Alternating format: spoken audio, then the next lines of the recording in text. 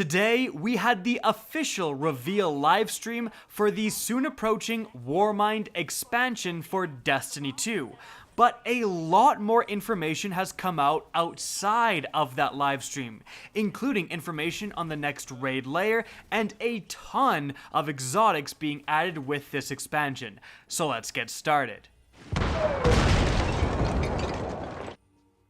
What is up, guys? Rick Cacus here, back at it again with another Destiny 2 news video. We've got a ton of stuff to cover. Now again, earlier today was the official reveal livestream. I've already done a full video recapping that. I would highly recommend you watch that because this video's purpose is to discuss all of the information not contained within that reveal livestream. So if you haven't seen it, you may be a bit lost. But let's talk about, first and foremost, some exotics. Now, The Verge did a huge article showcasing just a lot of exotics coming in this expansion, but there's even more than what was unveiled in this article. In fact, we already spotted one within a random PlayStation screenshot. We'll go over all of that. Let's start with armor. Right off the bat, we have the Wormhusk Crown Exotic Hunter Helmet, and this is what the pictures are going to look like. We don't have information on the exotic perks for most of these, which is unfortunate if you want to know what they are, but fortunate if you do want to be a little surprised when the DLC does release. So, next up, we have the Wormgod Caress Exotic Titan Gauntlets, and then, after that, we have the Oculus Zol Exotic Warlock Helmet. After that, we have the Sanguine Alchemy Exotic Warlock Chest Piece, and then we have the Ophidia Spathe Exotic Hunter Chest Piece, and then, after that, we have the Ashen Wake Exotic Titan Gauntlets. But then, after that, we have quite a few returning exotic armor pieces. So, firstly, we have the Sealed Ahamkara Grasps Exotic Hunter Gauntlets. Now, these in Destiny 1 would give you an extra melee charge and make it so that a melee could reload your primary weapon. We could see something like that returning with the Destiny 2 version. Next up, we have the Frosties Exotic Hunter Leg Armor. They, in Destiny 1, made it so that while sprinting, you gain a tighter turn radius and faster grenade and melee regeneration. Then we have the Eternal Warrior Exotic Titan Helmet. Now this, in Destiny 1, gave you Unstoppable for Fist of Havoc. If I'm remembering correctly, it made it so that you took a lot less damage when utilizing your Fist of Havoc. Now, because of how subclasses have changed, this exotic has likely changed dramatically as well. We then have the Claws of Ahamkara Exotic Gauntlets for the Warlock. In Destiny 1, they gave you an extra melee charge.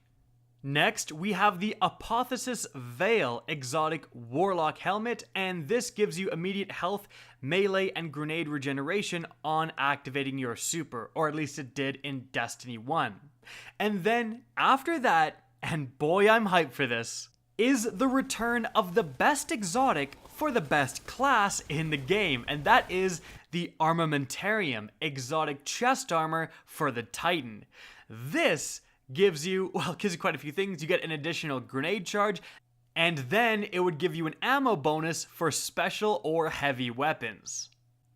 Now, moving on from there, we do have some exotic weapons to showcase as well. The first one is a brand new one, the Huckleberry. Interestingly, right away, you can see it has the Tex Mechanica logo. Now, this is usually reserved for Suros, Haka, or Omelon, and that's it. The fact that you're seeing this, again, hopefully it will mean that Bungie has expanded Tex Mechanica to be a proper new foundry within this DLC. That's maybe hopeful thinking, but again, I do hope it is the case. Now, we actually do know the exotic perk for this submachine gun. It's called Ride the Bull, and it does quite a few things. Increased rate of fire and recoil while the trigger is held. Kills with this weapon reload a portion of the magazine. Successful melee hit reloads the magazine and starts a 10-second time. Melee kills extend the timer. While the perk is active, this weapon gains an increased rate of fire, more damage, and improved stats. Wow, That's a lot going on. We're gonna have to see how this works out in game. And moving on from there, in case you didn't see yesterday's teaser trailer, and in case you need even more confirmation, the Suros regime is returning into the game. Looks like it has the same two perks of either focus fire, where it's going to increase damage the lower the magazine gets, or the spinning up perk, where it increases the rate of fire as you hold down the trigger when you're hip firing. So interesting combination of perks. Certainly had its time to shine for the beginning of Destiny. Glad to see it back. But we do actually have one more exotic weapon that was potentially unintentionally revealed, and that is, I'm sure a lot of you expected this to come with a Warmind themed expansion, the Sleeper Simulant. This screenshot is up right now on the PlayStation Store that represents Warmind. Now, you'll notice the Guardian off in the left-hand corner is using a Sleeper Simulant. Now, this is a little hard to distinguish from, frankly, a ton of very Warmind-looking weapons.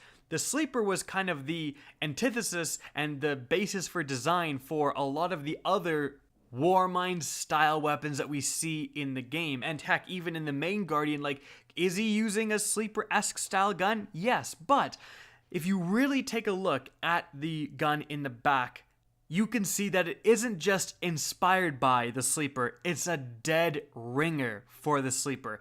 Same style of barrel, same sight, same design in the back portion and the magazine and the stock, same everything. So there you go, Sleeper Simulant back in the game. Let's hope they didn't do what they did to the No Time to Explain and just reskin an exotic weapon to be a legendary. Again, let's hope. However, the return of the Sleeper Simulant is not all this screenshot shows. The main Guardian in the foreground is holding something extremely interesting as well. Now, we don't know for sure because it could just be a new weapon model, it could be a random blue AR, but this weapon he's holding looks remarkably similar to the exact same weapon that Anna Bray is holding in the official cinematic reveal trailer. In fact, you can see them here side by side. Again, the similarities are definitely there.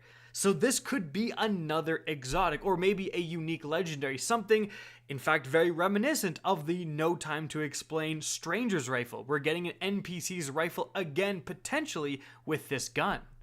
Now, speaking of exotics, something you may be wondering about is exotic masterworks. How do those work? Well, that was actually revealed today. Exotics will have a new slot in your inventory. Right here you can see for the Huckleberry, we have the Huckleberry Catalyst, and you can see the same thing for the Risk Runner. Essentially, this catalyst provides you with a challenge, and if you complete that challenge, you're going to unlock the Masterwork version of an exotic weapon, which I think is pretty great, not as much of a reliance on RNG like current Masterworks. It's if you're talented with the weapon, if you like a certain exotic, you're going to be able to use that exotic and make it the Masterworks version. Now for the Huckleberry, it says that found through heroism in the most challenging adventures. So likely you got to go and do hard adventures, and then you can see for the Risk Runner, its catalyst is found in strikes against the most challenging opponents. So probably Nightfall strikes or heroic strikes, I would guess for that. Again, utilizing this weapon in that activity is going to net you the ability to upgrade it to a Masterwork exotic. Now, what exactly does that do? Like, what bonus does that provide? Well, apparently, it's going to be different for every single exotic. We've only got a couple of examples so far, but, and if you're not sitting down, make sure you're sitting down for this, if you get a Vigilance Wing Masterwork, it's going to turn it fully automatic. Yes, the terror of the Crucible right now is going to be even better, fully automatic in PvP. Oh my goodness, like, that's actually insane. But the insanity is likely to continue. In fact, we got an example for the Crimson, the exotic hand cannon that's a triple burst. If that is the Masterwork version, it's going to have maxed out 100 range. So you're just going to be able to snipe people with that gun, and especially engage people from much further away than they're expecting a hand cannon to be able to engage them from. So Again, that's just the 2 examples we have right now, but every single exotic is going to have a Masterwork version, and they're all going to get some pretty substantial bonuses, it seems like. Now, moving on from there, we got some more information about the story and the events of this expansion due to the official listing on the Activision website. So the official blurb for this expansion is, Destiny 2 Expansion 2 Warmind continues your Guardian's journey with an all-new story. Anna Bray, a Guardian long thought lost, searches for a connection to her past, one that could be lost forever on the polar ice caps of Mars. As Golden Age warsats begin slamming into the ice, glaciers begin to thaw, revealing the core of the Warmind Rasputin, and an ancient Hive army bent on its destruction. Now free, the Hive swarm in service to their god Zol, help Anna discover her past and destroy the Hive's gargantuan worm god before it's too late. That last part's really interesting. Gargantuan worm god? What? Well, actually, in the cinematic trailer, you see Anna Bray at the very end, this massive shadow go over her. Like some sort of leviathan, some massive thing has appeared. That's the Gargantuan worm god, right? Like, that's just been confirmed. So that's pretty sweet. I would say normally that maybe this is the boss in a raid, but we already know that the raid layer is taking place once again on the Leviathan. In fact, we got a little bit more information on that because we got its name. So down in the features it says, an all-new raid layer, Spire of Stars. That actually tells us quite a bit. In fact, it pretty much tells us exactly where on the Leviathan this is going to take place, and it's likely this here Spire. I mean, this is definitely, if it's called Spire of Stars, we know it's taking place on the Warmind ship, this would be said Spire, and that could be really interesting. You're going into the literal command zone, I would say, or, you know, the broadcasting communication zone of this Cabal ship. We could find out, like, so much information about the Cabal, and in addition to that, the real Callus, not just the robot one or someone extremely high up, could be bunkered down here. So that's again going to be pretty interesting. And so guys, that is it for the video. I hope you enjoyed and found this informative. If you did, please remember to help me out by simply rating and especially sharing this video. If you guys want to see more Destiny 2 content similar to this, don't be afraid to slap that subscribe button.